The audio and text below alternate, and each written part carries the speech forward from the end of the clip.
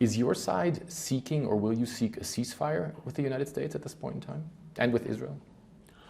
I don't see any room for diplomacy anymore because Donald Trump has been deceiving others and not keeping with his promises. On Iran, you called it an excursion. You said it would be over soon. Are you thinking this week it will be over? No, Are you talking soon. about days? I think so. Okay, and ሰኞ በፍሎሪዳ ሰማይ ስር ፕሬዝዳንት ዶናልድ ትራምፕ መድረኩን ሲረግጡ የተጠበቀው ግልጽ የሆነ የመውጫ መንገድ ነበር። ሆኖም ፕሬዝዳንቱ በ35 ደቂቃ ገደማ ቆይታቸው የሰነዘሯቸው ቃላት ከዲፕሎማሲ መመሪያ ይልቅ አንዱ ሌላውን የሚቃረንበት ሆኖ ተገኝቷል። በአንድ በኩል ጦርነቱ ተጠናቋል በማለት ዓለም አቀፍ የነዳጅ ገበያውን ለማረጋጋት ቢሞክሩም በሌላ በኩል ደግሞ አዲስ ሀገር የመገንባት መጀመሪያ ነው በማለት አሜሪካ ለረጅም ጊዜ ዘልቃ እንደምትቆይ የሚያረጋግጥ ፍንጭ ሰጥቷል። ይህ የመግለጫ መምታታት ጦርነቱን ባለፈ ጊዜ እየጠቀሱ ገና መጀመሩን መናገር በትራምፕ አስተዳደሩ ስለሚቀጥለው እርምጃ የታቀደ ግልጽ ራዕይ ሳይሆን በግልጽነት የጎደለው የሚመራ ፖሊሲ መኖሩን ለዓለም አቀፉ ማህበረሰብ ያሳየ ተደርጎ ተወስዷል። ይህ በትራምፕ መግለጫዎች ውስጥ የሚታየው የመረጃ መጣረስ በቴህራን በኩል ካለው ቆራጥና አስፈሪ ማስጠንቀቂያ ጋር የተጋጨ መስሏል። ከፍተኛው የኢራን ባለስልጣን ካማል ሐራዚ ለሲኤንኤን በሰጡት ቃለ ምልልስ ለዲፕሎማሲ የሚሆን ምንም አይነት ቀዳዳ አለመኖሩን በምሬት ገልጸዋል። አሜሪካ የዲፕሎማሲ ቋንቋ አታውቅም ያሉት ሐራዚ ትራምፕ እየተደራደሩ ጥቃት በመሰንዘር አታላይነታቸውን ስላሳዩ ቴህራን ከእንግዲህ ለረጅም ጦርነት ዝግጁ መሆኗን ተናግረዋል። ይህ የዲፕሎማሲ መቃብር የኢራን የውጭ ጉዳይ ሚኒስትር አባስ አራቺ ካሰፈሩት ማስጠንቀቂያ ጋር ተዳምሮ የቀጠናውን ስጋት ወደ ለየለት ፍጥጫ ቀይሮታል። አራቺ አሜሪካ የሰነዘረችውን ጥቃት ታሪካዊ ስህተት ሲሉ የጠሩት ሲሆን ቴህራንም በካዝናዋ ውስጥ ገና ያልተመዘዙና ለአሜሪካ የታሰቡ የድንገቴ ጥቃቶች ሰርፕራይዝ እንዳላት በይፋ ተናግረዋል። አሜሪካ የኢራንን የነዳጅና የኒውክሌር ተቋማት በመምታት የዋጋ ግሽበትን ለመቆጣጠር ብታስብም ኢራን ግን በቀጠናው ያሉ የአሜሪካን ስልታዊ ጥቅሞች ኢላማ ያደረገ አጸፋዊ እርምጃ ለመውሰድ ካዝናዋን ከፍታ እየተጠባበቀች ነው። በዚህም ምክንያት የነዳጅ ዋጋ በአንድ በርሜል $200 በላይ ሊወነጨፍ እንደሚችል የሚጠቁሙት የገበያ ተንታኞች የትራምፕ የቃላት ማወናበድና የኢራን ስውር ወታደራዊ ዝግጅት ዓለምን ወደማይታወቅ የኢኮኖሚና የፖለቲካ አዘቅት ውስጥ እየከተታት መሆኑን ያሳያል እያሉ ነው። ሰፋ አድርገን እንመለከተዋለን። አብረን እንቆይ።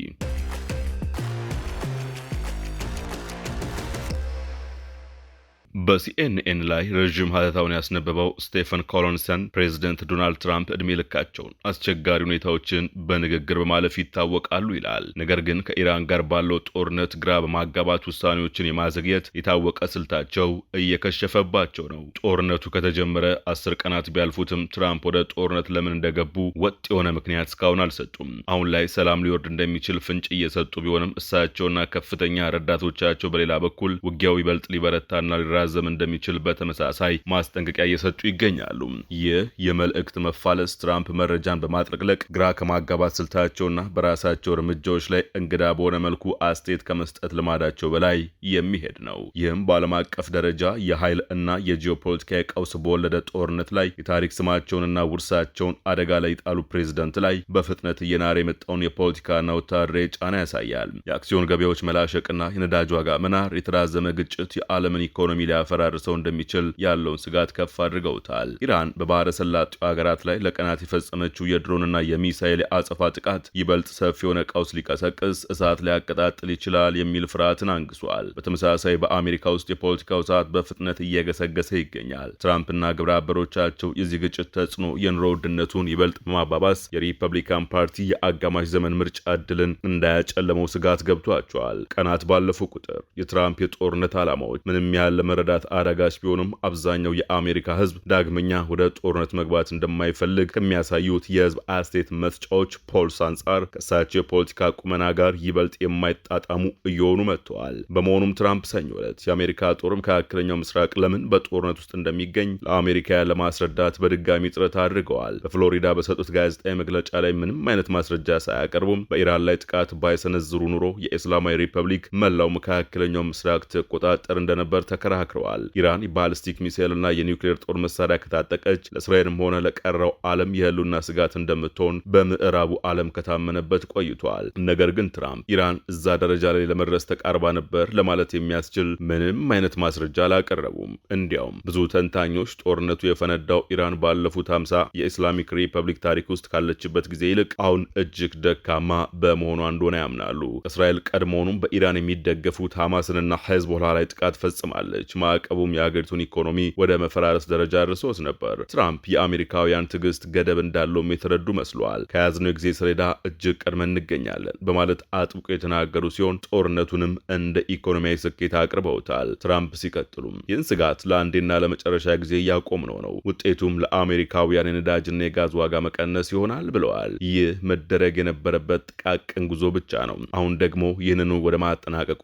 በጣም ተቃርበናል ሲሉ አረጋግጠዋል። ነገር ግን ጦርነቱ ቀድሞውን ያለቀና የተጠናቀቀ እንዲመስልላቸው በመመኘት ይመስላል ደጋግመው ስለ ጦርነቱ የሚናገሩት እንደ ትናንት ወይም እንዳለፈ አድርገው ነው። የትራምፕ የጦርነት ትርክት በእስላሚክ ሪፐብሊክ የጦር መሳሪያና መዋቅር ላይ አስከፊ ጉዳት እያደረሰ ካለውና በስርዓት ከሚመራው ያላሰለሰ የአሜሪካና የእስራኤል የአየር ዘመቻዎች ጋር በእጅጉ ይጋጫል። እነዚህ ለብዙ አስርት ዓመታት የተሰለሉና የተገሩ እቅዶች ናቸው። የትራምፕ አመራር ግን በተቃራኒው በየሰዓቱ የሚቀያየር ነው። ለዚህ የመልእክት መዘበራረቅ ምክንያታዊ የሆኑ ማብራሪያዎች ሊኖሩ ይችላሉ። ምናልባትም ትራምፕ ወደፊት ለሚመጡት ከፍተኛ ወታደራዊ እርምጃዎች ጠላትን ለማደናገር እየሞከሩ ሊሆን ይችላል። ላብነትም ሲኤንኤን ሰኞ ዕለት እንደዘገበው ዋይት ሃውስ የኢራንን እጅግ የበለጸገ ዩራኒየም በእጅ ለማስገባት የሚያስችል ውስብስብና አደገኛ ተልዕኮ እያጤነ ነው፣ ወይም ደግሞ ውጊያው ሊቆም እንደሚችል የሚሰጧቸው ፍንጮች እየበረታ የመጣውን የፖለቲካና የኢኮኖሚ ጫና ለማርገብ የተጠቀሙበት ብልህ ስልት ሊሆን ይችላል። ሰኞ ከሰዓት በኋላ ለሲቢኤስ ኒውስ ሲናገሩ ጦርነቱ በጣም ተጠናቋል ሲሉ ተደምጠዋል። ይህን ተከትሎም በደቂቃዎች ውስጥ የነዳጅ ዋጋ ረገብ ማለቱና የአክሲዮን ገበያውም የደረሰበትን ኪሳራ መቀነሱ በአጋጣሚ መጣ አይመስልም። ይሁን እንጂ ጦርነቱ ሁለተኛ ሳምንቱን እያጋመሰ ባለበት በዚህ ወቅት ዋናው ጥያቄ ትራምፕ ጦርነቱን ማቆም ይፈልጋሉ ወይ የሚለው ሳይሆን ይችላሉ ወይ የሚለው ነው። በመጀመሪያ አሜሪካ ያገኘቻቸው ተግባራዊ ድሎች ኢራን ጎረቤቶቿን በአውሮፓ የሚገኙ የአሜሪካ አጋሮችና ውሎ አድሮም የአሜሪካን ዋና ግዛት ለመጋፋት ያላትን አቅም በበቂ ሁኔታ አዳክመውታል ወይ የሚለው መገምገም ይኖርበታል። እስካሁን ድረስ በገለልተኛ ወገን የተረጋገጠ የጦርነት ጉዳት ሪፖርት የለም። ይሁን እንጂ ትራምፕ የሰነዘሩት ጥቃት የኢራንን ሚሳኤል፣ የኒውክሌርና የድሮን ፕሮግራሞች እንዲሁም የኢራን ወታደራዊ መዋቅር አዳክሟል የሚል አሳማኝ መከራከሪያ ሊኖራቸው ይችላል። ይሁን እንጂ ትራምፕ ከፊታቸው የተጋረጠው የጦርነቱን መቋጫን ኢንድ ጌም የሚመለከቱም ይበልጥ መሰረታዊ የሆኑ ጥያቄዎች አሉ። ባጭሩ ይህ ጦርነት የኢራንን ስርዓት ለመጣል የታለመ ነው ወይስ አሁን የደገነችውን ስጋት ብቻ ለማስወገድ? ትራምፕ ብዙ ጊዜ የቀድሞውን የኢራንን ስርዓት የመጣልን ሀሳብ ሲያመላክቱ ቆይተዋል። የከፍተኛው መሪ አያቶላ አሊ ሐሜኔ ግድያ በተግባር የታየ ስርዓት ለውጥ ሙከራ ይመስላል። ይህ በእንዲህ እንዳለ ትራምፕ የኢራን መንግስት ሙሉ በሙሉ እጅ እንዲሰጥ በተደጋጋሚ ጠይቀዋል። በተጨማሪም በቴህራን አዲስ መሪ በመምረጥ ረገድ የማይመስል ነገር ግን ወሳኝ ሚና ለመጫወት ያላቸውን ፍላጎት ገልጸዋል። እንደ ቬኔዙዌላ አይነት ሁኔታ በመፍጠርም በምስለኔ ፖፔት ሊደር አማካይነት ኢራንን ከሩቅ ሆነው ስለሚገዙበት አማራጭም አሰላስለዋል ትራምፕ። እነዚህ አጋጣሚዎች ሁልጊዜም በጣም የማይመስሉ ከመሆናቸውም በላይ ህዝቧ የተጨቆነ ቢሆንም ጠንካራ ብሔራዊ ስሜት ያለባትን ሀገር ውስጥ የስልጣን እንቅስቃሴ ካለመረዳት የመነጩ ናቸው። በየትኛው መመዘኛ ቢታይ የቴህራን ወቅታዊ የፖለቲካ እውነታ ትራምፕ ካቀዱት ግብ እጅግ የራቀ ነው። የእስላሚክ አገዛዙ ደግሞ በተለይም በ1980ዎቹ የኢራን ኢራቅ ጦርነት ወቅት እንደታየው በህይወት መትረፍ ማለት በራሱ ድል ነው። የመንግስት ተቋማት ለ5 ተከታታይ ቀናት በአየር ከተደበደቡና ከፍተኛ የሰው ህይወት ከጠፋ በኋላ የአገሪቱ ትክክለኛ ሁኔታ ምን ደረጃ ላይ እንዳለ ከውጭ ሆኖ ሊያውቅ የሚችል ማንም የለም። ነገር ግን እስካሁን ባለው ሁኔታ ወታደራዊ ዘመቻው የተሳካው አንድ ነገር ላይ ብቻ ነው። እሱም ጠቅላይ መሪውን በዚያው የአባት ስም በሚጠሩ ወጣት መሪ በመተካት ሙጅታባ ሐሜኔ የተሰዉትን አባታቸውን ተክተው የበላይ መሪ እንዲሆኑ መመረጣቸው ኢራንን በብረት እጅ ከሚያስተዳድሩት የሃይማኖታዊ ስርዓቱ መሪዎችና ከእስላማዊ አብዮታዊ ጥበቃ ጦር የተላከ የይፋዊ ተቃውሞና የአለመንበርከክ ምልክት ነበር። በእንዲህ ያለ አስቸጋሪ ሁኔታ ውስጥ ሐሜኔ እንዴት ስልጣናቸውን ሊያጠናክሩ እንደሚችሉ እስካሁን ግልጽ አይደለም። የጤና ሁኔታቸውን ቢሆን በውል አይታወቅም። አባታቸውን፣ እናታቸውና ሌሎቹን የቤተሰባቸውን አባላት በገደለው ጥቃት እሳቸውም ሳይቆስሉ እንዳልቀረ ይገመታል። ይሁን እንጂ በንድፈ ሐሳብ ደረጃ ሐሜኔ ለሚቀጥሉት ዓመታት ሀገሪቱን ሊመሩ ይችላሉ። በእርግጥ እስራኤል እርሳቸውን ለመግደል ፍንጭ እየሰጠች ባለችበት ሁኔታ የሐሜኔ ህይወት ዘመን በሰዓታት ሊለካ ይችላል። ሆኖም የእርሳቸው ወደ ስልጣን መምጣት ትራምፕ የኢራንን የኢራንን መሪዎች ለመምረጥ ወይም ከእሳቸው ጋር ስምነት የሚያደርግ አዲስ መሪ እንዲመጣ ላቀረቡት ጥያቄ የተሰጠ የእንዴት ተደርጎ ምላሽም ነበር። ትራምፕ አስቸኳይ የሆኑ ስልታዊ ምርጫዎችም ስትራቴጂክ ዳይለማስ ከፊታቸው ተደግነዋል። በኢራን ምክንያት ተዘግቶ የቆየውንና ለዓለም የነዳጅ ንግድ ወሳኝ መተላለፊያ የሆነውን የሆርሙዝ ወሽመጥ በኃይል ለመክፈት ይሞክራሉ። በተጨማሪም የኢራን አገዛዝ መትረፍ በአሜሪካ በእስራኤልና በኢራን መካከል የማይበርድ የጦርነት ሁኔታን ይፈጥር ይሆን? ይህ ደግሞ የእስላሚክ ሪፐብሊክ ስጋቷን መልሳ እንዳትገነባም ለመከላከል ሲባል መደበኛ የሆነ ወታደራዊ እርምጃን የሚጠይቅ ቋሚ ግጭት ውስጥ ይከታቸው ይሆን? ለዚህ ሁኔታ ተመሳሳይ ታሪክ አጋጣሚዎች አሉ። እንደ አውሮፓውያን አቆጣጠር በ1991 ከነበረው የባህረ ሰላጤው ጦርነት በኋላ የአሜሪካ አብራሪዎች በሳዳም ሁሴን ኢራቅ ደቡባዊ ክፍል ያለውን የበረራ ክልከላ ቀጠና ለመጠበቅ ዓመታትን አሳልፈዋል። ተከታታይ የአሜሪካ አስተዳደሮችን በኢራቅና በሶሪያ በአይሲስ ላይ የጸረ ሽብር ዘመቻዎችን አካሂደዋል። በአፍጋኒስታን ጦርነት ወቅት ከፍተኛ የአሜሪካ አማካሪ የነበሩት ሴዝ ጆንስ ሁኔታውን እስራኤል በጋዛ በሐማስ ላይና በሊባኖስ ሄዝቦላ ላይ ለዓመታት ካካሄደችው ዘመቻ ጋር በማነጻጸር ይህ ጦርነት ያበቃል ብዬ አላስብም ሲሉ ለሲኤንኤን ገልጿል። ምናልባትም ትራምፕ ለሚሰጡት ግራ የሚያጋባ የጦርነት መልእክት ዋናው ምክንያት ይህ ሳይሆን አይቀርም። ፕሬዝደንቱ ጦርነቱ እንዲያበቃ ይፈልጉ ይሆናል፣ ነገር ግን ገና እንዳልተጠናቀቀ በውል ያውቃሉ። ትራምፕ በእርግጥም ጦርነቱ ቶሎ እንዲቋጭ ቢሹም የሚሆንላቸው አይመስልም የሚለው ትንተናን ጋርዲያንም ይጋረዋል። በአንድሬው ሮስ የተከተበው ትንታኔ እንዲህ ይላል። ፕሬዝደንት ዶናልድ ትራምፕ በሁለቱ የስልጣን ዘመናቸው ውስጥ እጅግ ወሳኝ በሆነው ታሪካዊ ወቅት ላይ ሆነው አሜሪካ በኢራን ውስጥ የምታካሄደው ውጊያ እስከ መቼ እንደሚቀጥልና የአሜሪካ ወታደራዊ ዘመቻ የመጨረሻ ግብ ምን እንደሆነ ትናንት ሰኞ ግልጽ ያልሆነና እርስ በርሱ የሚጋጭ የሚደባደብ ትንበያ ሰጥቷል። ሰኞ ዕለት የነዳጅ ዋጋ በአንድ በርሜል $100 በላይ ሆኖ በዋለበትና የመካከለኛው ምስራቅ አጋሮችም ቀጠና የግጭቱ ይበልጥ እንዳይባባስ በሰጉበት ወቅት ትራምፕ በፍሎሪዳ ተገኝተዋል። የጉዞአቸው ዓላማም ዓለም አቀፍ ገበያዎችን ለማረጋጋትና ስጋት የገባቸውን አጋሮች ከአውሮፓ ጦርነት ወዲህ ከፍተኛ በሆነው የአሜሪካ የመካከለኛው ምስራቅ ጣልቃ ገብነት ላይ ግልጽ የሆነ መውጫ ራዕይ እንዳላቸው ለማረጋገጥ ነበር። አንድ ግልጽ ራዕይ እንኳ ቢኖር በዚህ ጋዜጣዊ መግለጫ ወቅት ግን አልቀረበም። በ35 ደቂቃ ቆይታቸው የአሜሪካው ፕሬዝደንት ዝርዝር ጉዳዮች ላይ ከማተኮር ይልቅ አሜሪካ የኢራን ወታደራዊ አቅም ምን ያህል ሙሉ በሙሉ እንዳደቀቀች ለማጉላት መርጧል። ይህ ደግሞ ለቀጣዩ ሂደት ማለትም ከጦርነት በኋላ ለሚመጣው ሁኔታ የታቀደ ነገር የለም የሚለውን ጥርጣሬ ይበልጥ እንዲጠናከር አድርጎታል። ለሲቢኤስ ኒውስ በስልክ በሰጡት አስተያየት ጦርነቱ በጣም ተጠናቋል ለማለት ይቻላል የሚል ፍንጭ ከሰጡ በኋላም ጦርነቱ በዚህ ሳምንት ሊያበቃ ይችላል ወይ ተብለው ለቀረበላቸው ጥያቄ ግልጽ ምላሽ ከመስጠት ተቆጥበዋል። ይልቁንም አይደለም ግን በቅርቡ የሚያበቃ ይመስለኛል፣ በጣም በቅርቡ ሲሉ ምላሽ ሰጥተዋል። ጋዜጠኞች በድጋሚ ጥያቄ አቀረቡ። ጦርነቱ በጣም ተጠናቋል ብለዋል። የመከላከያ ሚኒስትሩ ግን ገና መጀመሩ ነው እያሉ ነው። ታዲያ የትኛው ነው ትክክል ሲሉ ጠየቁ። ትራምፕ መለሱ። ሁለቱንም ማለት ትችላለህ ካሉ በኋላ ወዲያውኑ አክለው አዲስ ሀገር የመገንባት መጀመሪያ ነው ብለዋል። ትራምፕና ከፍተኛ አማካሪዎቻቸው በኢራን ውስጥ አገር ግንባታ ኔሽን ቢልዲንግ ጥረት ውስጥ እንደማይገቡ ቀደም ብለው መወሰናቸው ይታወሳል። ነገር ግን ሰዓታት ባለፉ ቁጥርና ባለፉት 10 ቀናት ውስጥ ከዘጋቢዎች ጋር በስልክ ባደረጓቸው ንግግሮች ሁሉ ትራምፕ ለኢራን ያላቸው ራዕይ በየጊዜው የሚቀያየር ይመስላል። ለሲቢኤስ ኒውስ በስልክ በሰጡት ቃል ምክንያት ትራምፕ የጦር ኃይል ቅነሳ ለማወጅ እየተዘጋጁ ነው የሚል ግምት ተፈጥሮ ነበር። ነገር ግን በዚህ መግለጫቸው ወቅት ተልዕኮ ተሳክቷል የሚል ንግግር ከማድረግ ተቆጥበዋል። ይልቁንም ጦርነቱ እንደሚቀጥል ገልጸዋል። ትራምፕ አሁኑኑ ትልቅ ስኬት ነው ልንለው እንችላለን፣ ወይም ደግሞ ይበልጥ ወደፊት ልንጓዝ እንችላለን፣ እኛ ግን ይበልጥ ወደፊት እንጓዛለን ብለዋል። ከጋዜጣዊ መግለጫ በፊት ለሪፐብሊካን አጋሮቻቸው ባደረጉት ንግግርም በብዙ መንገዶች አሸንፈናል፣ ነገር ግን በቂ ድል አልተቀዳጀንም ሲሉ በባህሪያቸው የሚታወቅ አሻሚ ንግግር አድርገዋል። ይህ ንግግር ግራ የሚያጋባ የነበረ ሲሆን ዲሞክራቶችም በትራምፕ አስተያየት ላይ በመረባረብ ትራምፕ በኢራን ግጭት ላይ ያላቸው ግብ የማይጣጣም ወይም ጭራሽኑ የሌለ መሆኑን ገልጿል። የሴኔቱ የዲሞክራቲክ መሪው ቹክ ሹመር የትራምፕን መግለጫ በአንድ ቃል ለመግለጽ ውል የለሽ ክሉለስ ነው ሲሉ በኤክስ ገጻቸው ላይ ጽፈዋል። ምንም አይነት እቅድ ወይም ራዕይ ስለሌለው ግልጽ የሆነ ሀሳብ ማቅረብ አይችልም። ሀገሪቱ በጦርነት ላይ መሆን አለመሆኗን እንኳን መወሰን አልቻለም። የዓለምን ኢኮኖሚና በሚሊዮኖች የሚቆጠሩ ሰዎችን ሕይወት በደመነፍስና በጊዜያዊ ስሜት ለከፍተኛ አደጋ አጋልጧል ብለዋል። የአሜሪካ የውጭ ጉዳይ ፖሊሲ አሁን ሙሉ በሙሉ